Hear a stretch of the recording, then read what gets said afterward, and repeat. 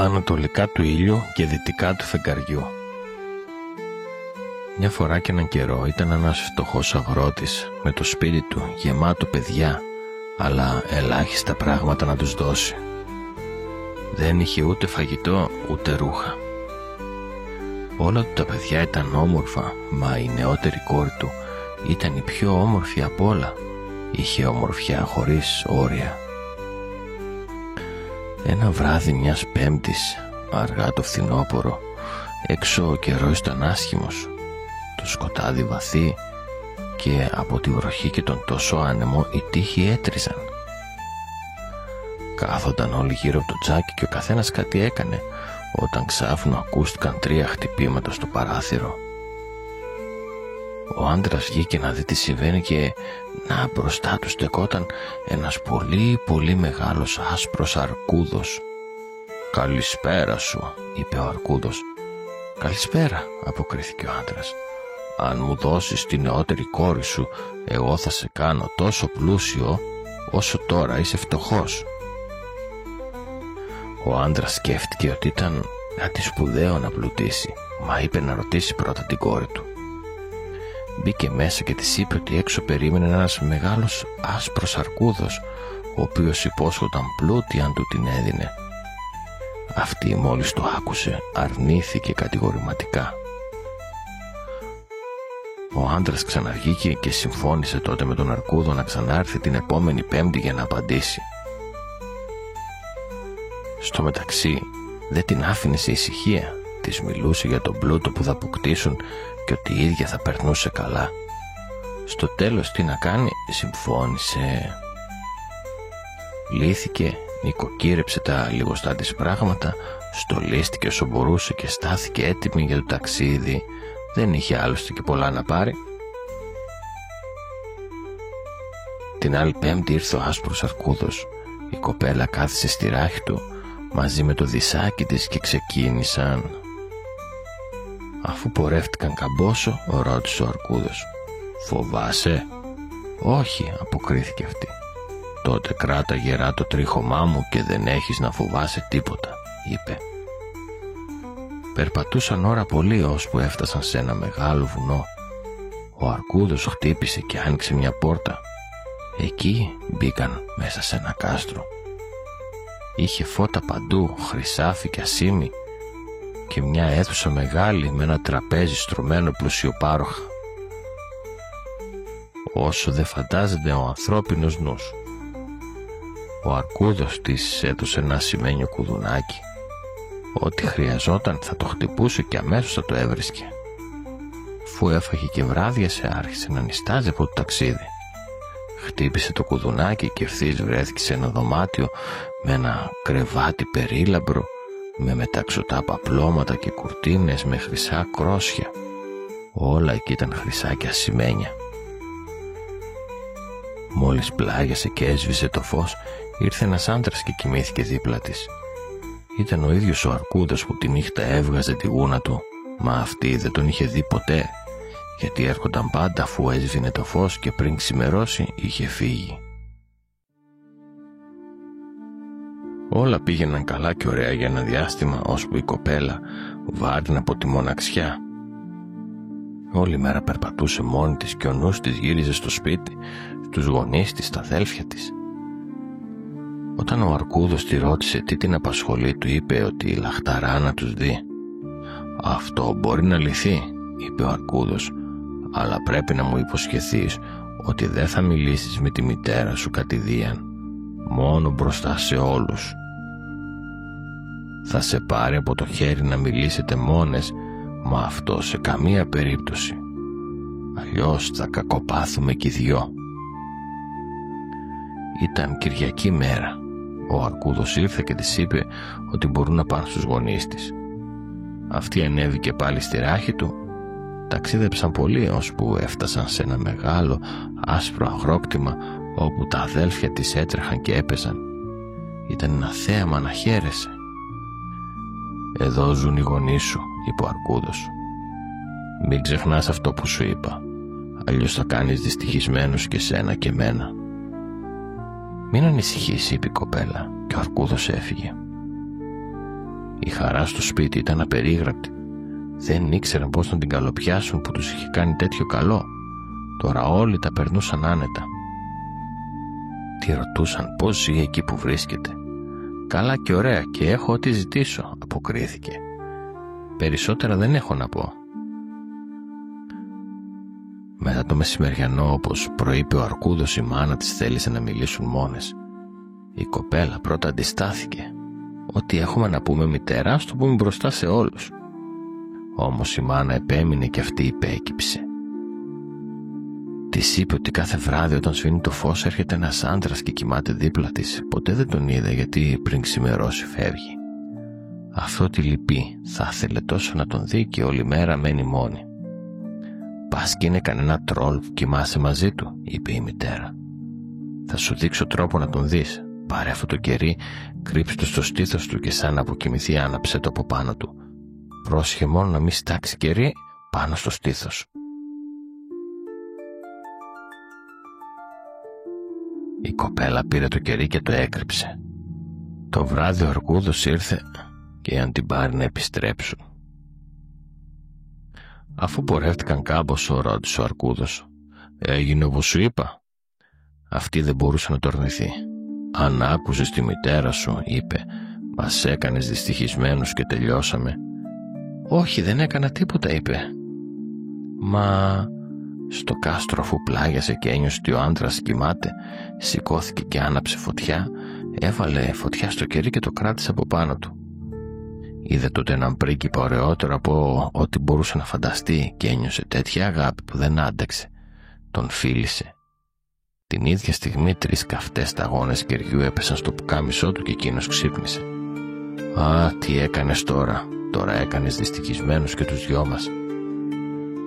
Αν μόνο είχες κάνει υπομονή ένα χρόνο θα είχα σωθεί, γιατί έχω μια μητριά που με μάγεψε και έτσι είμαι άσπρος Αρκούδος τη μέρα και άνθρωπος τη νύχτα. Αλλά τώρα τελείωσε μεταξύ μας, τώρα πρέπει να φύγω από σένα και να πάω σε αυτήν. Ζει σε ένα κάστρο που βρίσκεται ανατολικά του ήλιου και δυτικά του φεγγαριού και εκεί υπάρχει μια πριγκίπισσα με μια μύτη που είναι 3 πύχες μακριά, μια μηταρού. Αυτήν πρέπει να παντρευτώ τώρα». Έκλαιγε με λυγμούς η κοπέλα, μα τίποτα δεν γινόταν, έπρεπε να φύγει. «Να έρθω μαζί σου?» ρώτησε. «Αδύνατο. Ο δρόμος δεν φαίνεται σε κανέναν, είναι ανατολικά του ήλιου και δυτικά του φεγγαριού.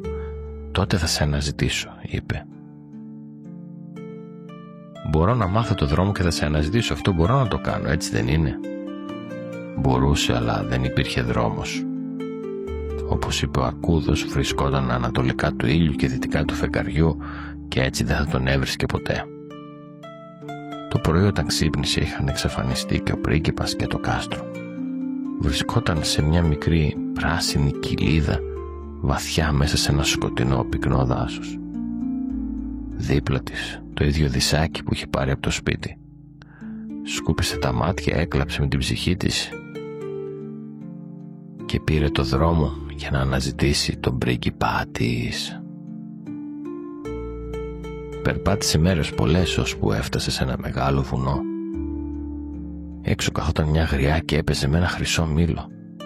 Τη ρώτησε αν ξέρει το δρόμο για τον πρίγκιπα που ήταν στη μητριά του, σε ένα κάστρο που βρισκόταν ανατολικά του ήλιου και δυτικά του φεγγαριού και που έπρεπε να παντρευτεί μια πριγκίπισσα με μια μύτη που ήταν 3 πύχες μακριά. «Πώς τον ξέρεις?» ρώτησε η γριά. «Μήπως εσύ έπρεπε να τον παντρευτείς?» «Ναι, αυτό ήταν». «Α, εσύ είσαι?» «Ναι, δεν ξέρω τίποτα περισσότερο για αυτόν κι εγώ, παρά ότι ζει σε αυτό το κάστρο που είναι ανατολικά του ήλιου και δυτικά του φεγγαριού. Και εκεί θα φτάσεις αργά ή ποτέ, αλλά θα σου δώσω το άλογό μου και μπορείς να το καβαλήσεις μέχρι τη γειτόνισά μου. Ίσως εκείνη να μπορεί να σου πει κάτι. Και όταν φτάσεις εκεί μπορείς απλά να χτυπήσεις το άλογο κάτω από το αριστερό αυτί και να του πεις να γυρίσει σπίτι. Αυτό το χρυσό μήλο μπορείς να το πάρεις μαζί σου». Κάθισε πάνω στο άλογο και καβάλισε για πολλή ώρα και τελικά έφτασε σε ένα βουνό όπου καθόταν μια γριά απ' έξω με ένα χρυσό αδράχτη. Αυτή τη ρώτησε αν ήξερε το δρόμο προς το κάστρο που βρισκόταν ανατολικά του ήλιου και δυτικά του φεγγαριού. Όπως και η άλλη γριά, είπε ότι δεν ήξερε τίποτα γι' αυτό, αλλά ήταν όντως ανατολικά του ήλιου και δυτικά του φεγγαριού και εκεί θα έφτανε αργά ή ποτέ. «Θα σου δώσω το άλογό μου», είπε η γριά, «για να πας στη πιο κοντινή γειτόνισσα, ίσως εκείνη να το ξέρει, και όταν φτάσεις εκεί μπορείς απλά να το χτυπήσεις κάτω από το αριστερό αυτή και να του πεις «γύρνα σπίτι». Της έδωσε το αδράχτη γιατί της είπε ότι μπορεί να το χρειαστεί. Η κοπέλα κάθισε πάνω στο άλογο και καβάλισε για πολύ καιρό πάλι και έφτασε τελικά σε ένα μεγάλο βουνό. Και εκεί καθόταν μια άλλη γριά και αυτή έκλωθε σε ένα χρυσό αργαλιό. Αυτή ρώτησε αν ήξερε το δρόμο προς τον πρίγκιπα και που ήταν το κάστρο και έγινε το ίδιο πράγμα. Της έδωσε και αυτό το άλογό της και το χρυσό αργαλιό. «Ίσως να το χρειαστείς», είπε. Καβάλισε για πολλές μέρες και για πολλή ώρα και τελικά έφτασε. Και τότε ρώτησε τον Ανατολικό Άνεμο αν μπορούσε να της πει το δρόμο προς τον πρίγκιπα που ζούσε ανατολικά του ήλιου και δυτικά του φεγγαριού. «Ναι, εκείνο τον πρίγκιπα έχει ακούσει να μιλούν», είπε ο Ανατολικός Άνεμος, «και για το κάστρο επίσης, αλλά το δρόμο δεν τον ήξερε, γιατί δεν είχε φυσήξει ποτέ τόσο μακριά. Αν θέλεις θα σε συνοδεύσω στον αδελφό μου, τον Δυτικό Άνεμο. Ίσως εκείνος να το ξέρει γιατί είναι πολύ πιο δυνατός. Κάτσε στη ράχη μου και θα σε μεταφέρω αμέσως εκεί». Το έκανε αυτό και φτάσαν αρκετά γρήγορα. Μπήκαν μέσα και είδαν ότι ο Ανατολικός Άνεμος είπε ότι αυτή η κοπέλα που είχε μαζί του ήταν εκείνη που έπρεπε να παντρευτεί τον πρίγκιπα στο κάστρο που βρισκόταν ανατολικά του ήλιου και δυτικά του φεγγαριού. «Αδελφέ μου, ξέρεις που είναι αυτό το κάστρο?» «Όχι τόσο μακριά, δεν έχω φυσήξει ποτέ», είπε ο Δυτικός Άνεμος, «αλλά αν θέλεις θα σε συνοδεύσω στον Νότιο Άνεμο, γιατί είναι πολύ πιο δυνατός από οποιονδήποτε από μας και έχει ταξιδέψει μακριά. Ίσως μπορεί να σου πει. Κάτσε στη ράχη μου και θα σε μεταφέρω εκεί». Το έκανε αυτό και έτσι ταξίδεψαν στον Νότιο Άνεμο. Όταν έφτασαν, τον ρώτησαν αν ήξερε κάτι. «Α, ναι», είπε ο Νότιος Άνεμος, «έχω πάει παντού στον καιρό μου, αλλά τόσο μακριά δεν έχω φυσήξει ποτέ. Αλλά αν θέλεις θα σε συνοδεύσω στον αδελφό μου, τον Βόρειο Άνεμο. Αυτός είναι ο πιο μεγάλος και δυνατός από όλους τους ανέμους. Και αν δεν ξέρει εκείνος, δεν ξέρει κανένας. Κάτσε στη ράχη μου και θα σε μεταφέρω εκεί». Η κοπέλα έκατσε στη ράχη του και πήγαν στο μέρος που ζούσε ο Βόρειος Άνεμος, ο οποίος ήταν τόσο άγριος που έστειλε κρύα ρεύματα από μακριά. «Τι θέλετε?» φώναξε από μακριά έτσι που τους πάγωσε. «Α, δεν χρειάζεται να είσαι αυστηρός», είπε ο Νότιος Άνεμος, «γιατί είμαι εγώ και φέρνω μαζί μου την κοπέλα που έπρεπε να παντρευτεί τον πρίγκιπα που ζει στο κάστρο ανατολικά του ήλιου και δυτικά του φεγγαριού και τώρα θέλει να σε ρωτήσει αν έχεις πάει εκεί και αν μπορείς να μας πεις το δρόμο, γιατί θα ήθελε να τον ξαναβρει». «Ναι, ξέρω καλά που είναι», είπε ο Βόρειος Άνεμος. «Έχω φυσήξει ένα φύλλο λεύκας εκεί μία μόνο φορά, αλλά ήμουν τόσο κουρασμένος που δεν μπορούσα να φυσήξω για πολλές μέρες μετά. Αλλά αν είναι έτσι ότι πρέπει οπωσδήποτε να πας εκεί και δεν φοβάσαι να έρθεις μαζί μου, θα σε πάρω στη ράχη μου και θα δοκιμάσω αν μπορώ να σε φυσήξω προς τα εκεί». Η κοπέλα ήθελε και έπρεπε να πάει εκεί, αν ήταν με οποιονδήποτε τρόπο εφικτό, και δεν φοβόταν όσο άσχημα και αν ακούγονταν όλα αυτά. «Τότε πρέπει να κοιμηθείς εδώ απόψε», είπε ο Βόρειος Άνεμος, «γιατί πρέπει να έχουμε τη μέρα για εμάς και θα προλάβουμε να φτάσουμε.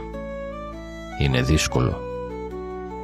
Νωρίς το άλλο πρωί ξύπνησε το Βόρειο Άνεμο και φύσηξε και έγινε τόσο μεγάλος και δυνατός που ήταν κάτι τρομερό, και έτσι ξεκίνησαν μαζί ψηλά, πάνω και μακριά μες στον αέρα, σαν να ήταν να φτάσουν στο τέλος του κόσμου. Στο δρόμο τους υπήρχε μία τόσο μεγάλη καταιγίδα που έριχνε σπίτια και ολόκληρα δάση, και όταν βγήκαν πάνω από τη μεγάλη θάλασσα, η καταιγίδα αυτή ναυάγησε εκατοντάδες πλοία. Έτσι πέταξαν τόσο μακριά που κανείς δεν μπορεί να πιστέψει πόσο μακριά πέταξαν, και πάντα πήγαινε πάνω από τη θάλασσα και ο Βόρειος Άνεμος γινόταν όλο και πιο κουρασμένος και τόσο εξαντλημένος που με τα βίας μπορούσε να φυσήξει άλλο. Και όλο πιο χαμηλά τους πήγαινε και στο τέλος πήγαινε τόσο χαμηλά που οι κορυφές των κυμάτων χτυπούσαν τα πόδια της. «Φοβάσαι?» είπε ο Βόρειος Άνεμος. «Όχι, δεν φοβάμαι», είπε η κοπέλα. Αλλά δεν ήταν μακριά από τη στεριά επίσης και ήταν ακριβώς τόση λίγη δύναμη που είχε απομείνει στο Βόρειο Άνεμο που κατάφερε τελικά να την φτάσει ως την ακτή κάτω από τα παράθυρα του κάστρου που βρισκόταν ανατολικά του ήλιου και δυτικά του φεγγαριού.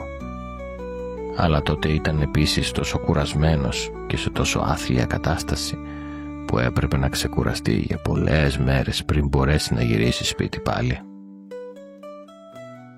Το άλλο πρωί η κοπέλα έκατσε να παίξει με το χρυσό μήλο έξω από τα παράθυρα του κάστρου και το πρώτο πράγμα που είδε ήταν αυτή με τη μεγάλη μύτη που έπρεπε να παντρευτεί τον πρίγκιπα. «Τι θέλεις για το χρυσό μήλο σου?» είπε και κρυφοκοίταξε από το παράθυρο. «Δεν το πουλώ ούτε για χρυσάφι ούτε για χρήματα», είπε η κοπέλα. «Αν δεν πουλιέται για χρυσάφι ή χρήματα, τι θέλεις γι' αυτό? Μπορείς να πάρεις ό,τι θέλεις», είπε η μηταρού πριγκίπισσα. «Αν μπορώ να ανέβω στον πρίγκιπα που είναι εδώ και να είμαι μαζί του απόψε, τότε θα το πάρεις», είπε αυτή που είχε έρθει με το Βόρειο Άνεμο. «Ναι, αυτό θα γινότανε». Η μηταρού πήρε το χρυσό μήλο, αλλά όταν η κοπέλα ανέβηκε στο δωμάτιο του πρίγκιπα το βράδυ, αυτός κοιμόταν. Τον φώναζε και τον κουνούσε και ενδιάμεσα έκλαιγε, αλλά δεν μπορούσε να τον ξυπνήσει γιατί του είχαν δώσει το ποτό του ύπνου. Το πρωί όταν έγινε μέρα ήρθε η πριγκίπισσα με τη μακριά μύτη και την έδιωξε. Κατά τη διάρκεια της ημέρας κάθισε έξω από τα παράθυρα του κάστρου να κλώθει με το αδράχτη και έγινε το ίδιο πράγμα. Η πριγκίπισσα ρώτησε τι ήθελε γι' αυτό και αυτή είπε ότι δεν πουλιόταν ούτε για χρυσάφι ούτε για χρήματα, αλλά αν μπορούσε να ανέβει στον πρίγκιπα για να είναι μαζί του τη νύχτα θα το έπαιρνε. Αλλά όταν ανέβηκε εκεί πάνω ο ίδιος πάλι κοιμόταν και όσο και να φώναζε και να ούρλιαζε και να τον κούναγε και όσο και να έκλαιγε κοιμόταν τόσο βαθιά που δεν μπορούσε να το ζωντανέψει. Και όταν έγινε μέρα ήρθε η πριγκίπισσα με τη μακριά μύτη και την έδιωξε. Όταν πέρασε η μέρα κάθισε η κοπέλα έξω από το παράθυρο του κάστρου και άρχισε να κλώθει με το χρυσό αργαλιό, τον οποίο τον ήθελε επίσης και η πριγκίπισσα με τη μακριά μύτη. Άνοιξε το παράθυρο και ακολούθησε η ίδια συζήτηση. Δηλαδή η πριγκίπισσα να περάσει μια νύχτα με τον πρίγκιπα.